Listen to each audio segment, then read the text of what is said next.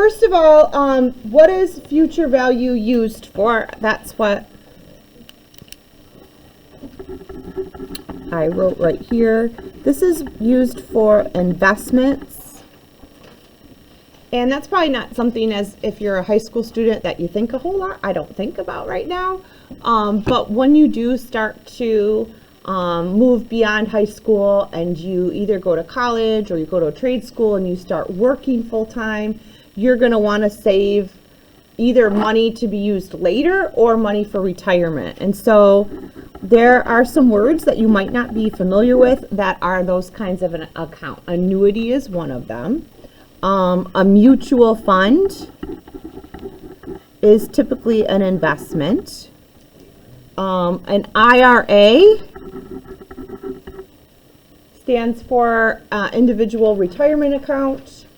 Those are all kinds of things that are, I'm going to say, periodic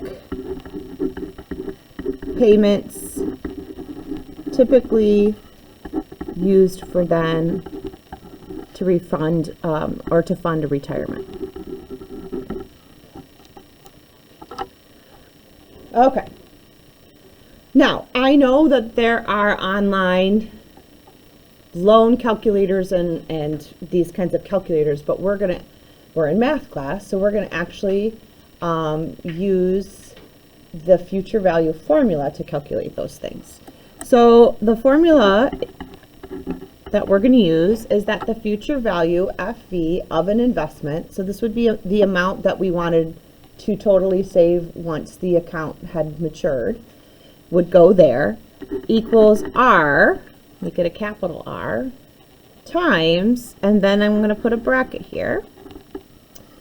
We're going to have a parentheses on the top, 1 plus I, close the parentheses, and we're going to raise it to the nth power, and then we're going to subtract 1. We're going to take that entire thing and put a fraction bar over it. Write it, put it away, put it away. Not in your lap, put it away. In your bag, pocket, that's fine. Don't do it again. Over I. All right, let's talk about what these things stand for, because obviously there's a lot of formulas going on there. So as I said, FV stands for future value. I think that's self-explanatory. You don't have to write that down. That's the future value of the investment. Let's say you wanted to have $1 million saved for retirement. $1 million would go there. Okay. I. What do you think I stands for? If you were a guessing kind of person. Interest. Okay. The key thing here is that it is interest per compounding period. So you're going to always have to divide. It's going to be something divided by something. I'm going to say interest slash per compounding period. Depending on your type of investment, maybe you make quarterly investments. That's the kind that Emily's going to do in this example. In that case, there'd be the interest divided by 4, because she's doing it's going to make it 4 times a year. Some people do make monthly investments, and some people even do right out of every paycheck. And typically you get paid every 2 weeks. So in that case, it would be over 26, because 26 times a year. So that's going to depend on the scenario. Okay, R. R is the actual payment that's being made towards your investment. And then N is the total payments. Keep in mind here that I didn't write time, okay? Because the total payments is also going to depend on how often you make your investment. For instance, if you make your investment monthly for 50 years, that would be a long time, you'd have to do 12 times 50. That's how many times your payments would be made. Okay, let's take a look at an example, and then I want you to have your calculator, because the most common mistake on this are calculator mistakes, like typing it in wrong. All right, so at the end of each quarter, Emily makes a $500 payment into a mutual fund, and so mutual fund is a future value. It's each quarter, which is 4 times a year. If her investment earns 7.88% annual interest, compounded every quarter, what will the value of her annuity be in 25 years? All right, a lot going on here. Let's first write the interest divided by compounding period. So I, in this case, what I'm going to put into this equation is 7.88%, so 0.0788, but I'm going to be dividing that by 4 because she's making her investment payment every quarter. What is her payment? What's our 500? And what is N going to be? How many total payments is she going to make into this account? So she's investing for 25 years, but 4 times a year. So 4 times 25 would be, she's going to have 100 total payments she's making into this account. Okay. So I'm just going to write these things down here. So I want to know what the value of her annuity would be. So we put our 500. 1 plus, I'm going to put that in a parentheses, 0.0788 divided by 4. I'm going to raise that to the 100th power. I'm going to subtract 1. I'm going to go ahead and on the bottom put 0.0788 over 4. I'm going to just put it right in parentheses from the get-go.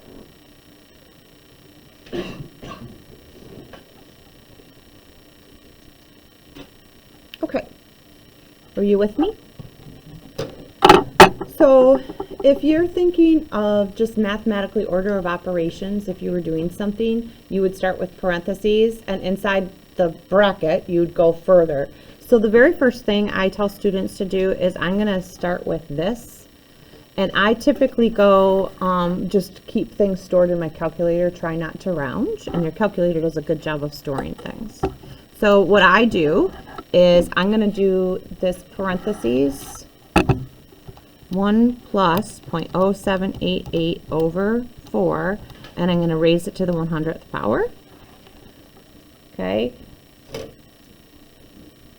And then I'm going to go ahead and lower that power and subtract 1 from that. That's so I'm putting in the top. Okay. Okay, I'm going to, did you get that in your calculator?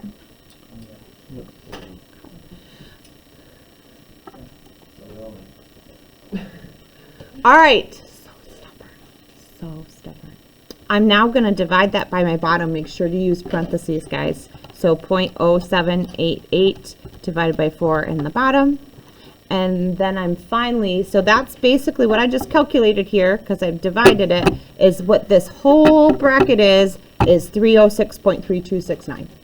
So the last thing I'm going to do is I'm going to multiply that by 500, and I get that her investment would grow to $153,163 and 47 cents. Okay.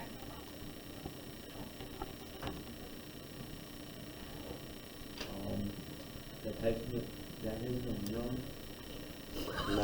I have no answer. I have no answer.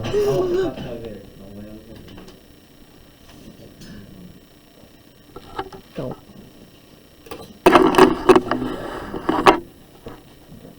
Excuses. All right.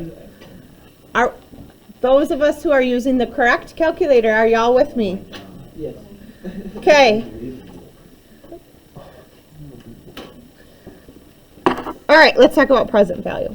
So present value, and we want, the formulas are different for these, so that that's why I'm spending time talking about which of them stands for which. Present value basically what's happening is right now in the present, you need money. Okay, maybe you need to purchase a car, or maybe you need to purchase, or you're putting things on credit, that's really a loan, or maybe you're going to buy a house, that's called a mortgage. So the present value is something where you are borrowing money from a lender. So this would be any kind of a loan, like a car loan. The loan for a house is called a mortgage. I don't know if you know that. Even credit card debt. Not if you pay your credit card off every month, but if you get into credit card debt, you are getting loaned at a very high rate, I might add, money from the credit card company. Okay, this formula looks kind of familiar, but there are some differences. First of all, PV, what do you think that is? Present value. And the key thing here is this is where your loan amount is going to go. So most of the time you know your loan amount, so you're going to know that value. And most of the time, what's the question you're trying to figure out? If I said, hey, this is how much you want to borrow for your car, what's my... No, what do you want to know? If you're borrowing money for a car, how much do you have to pay every month, right? So typically what you're trying to figure out, and this is not going to be any different, is you're going to have to figure out R, and that's what our unknown is. And that's one of the biggest differences. Usually you know how much you can afford to invest in something, and then you have the end result. Sometimes I might say, hey, how much would you need to invest to get to this goal? But typically R is my unknown. That's what I'm going to try to solve. Okay. Still have a bracket again. This time though, on the bracket, the parentheses does not come first. It's 1 minus, in parentheses, 1 plus I. Be very careful here. This is raised to the negative n power. Make sure that's a negative n over I.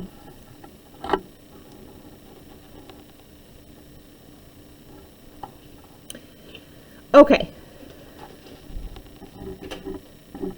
I'm not going to write down I and what I and N stand for again. Are we all good with that? They're the same I and N from before.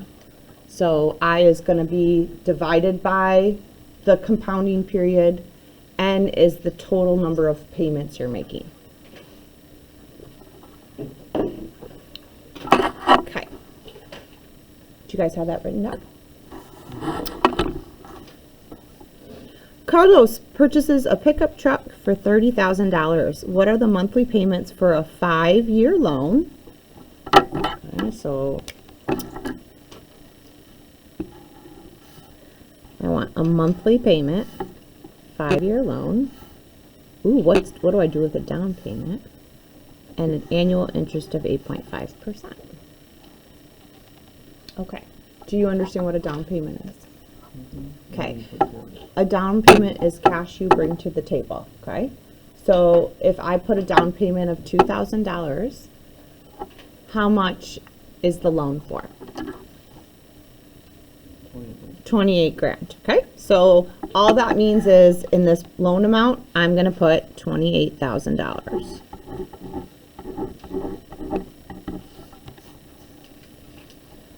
At the side here, I'm going to just write down what my I and my N are. My interest rate is 8.5%. And how often am I making payments? 12 times a year.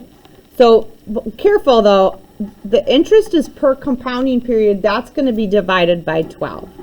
Okay, in other words, that annual interest is spread throughout those every month. You're paying a little bit of it every month.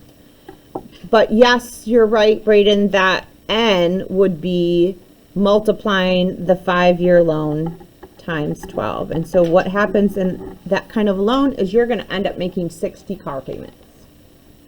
Okay? All right. So we got PV here. The payment is what I'm trying to find. I have 1 minus, parentheses, 1 plus 0.085 over 12 raised to the negative 60th power. And then over 0.085 over 12. All right, guys, so what am I going to do is I'm going to figure out what this big old bracket is. But this time I'm not multiplying it by something. I'm going to take 28,000 and divide it by that. Does that conceptually make sense? All right, let's figure out what's in the big bracket. So on the top, I am going to type in 1 minus, and then my parentheses, 1 plus 0.085 over 12, and then I'm going to raise it to the negative 60th power. Just like that. The parentheses is only around the 1 plus part. The whole top of the fraction is that then. Okay. Now I'm going to divide it by the bottom of my fraction. I'm going to put that in parentheses. I get 48.7411 something. And what that represents now is that's what this entire bracket is. And to then solve, I'm going to take 28,000 divided by that answer.